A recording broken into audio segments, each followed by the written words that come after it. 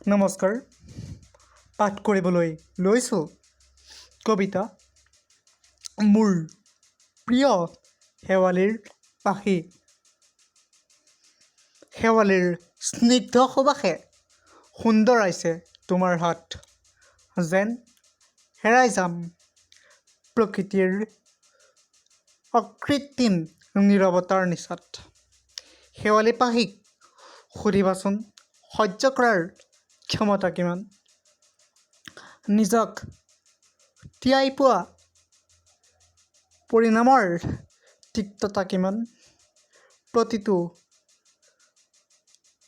ৰাতিৰ কুঁৱলীৰ অপমান সহ্য কৰিও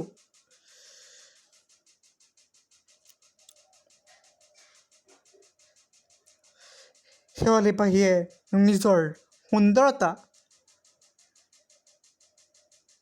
অক্ষুণ্ণ ৰাখিবলৈ সক্ষম হয়। তুমিও ঠিক তেনেদৰেই হোৱা, জীৱনৰ জটিলতাবোৰ সহ্য কৰি যোৱা। শেৱালি পাহিৰ দৰে সুন্দৰ হ'ব তোমাৰো জীৱন। শেৱালি পাহি মোৰ প্ৰিয় সদায়, মোৰ মতে কয় অকৃত্ৰিমতাত কেৱল কবিতাই প্ৰাণ পায়।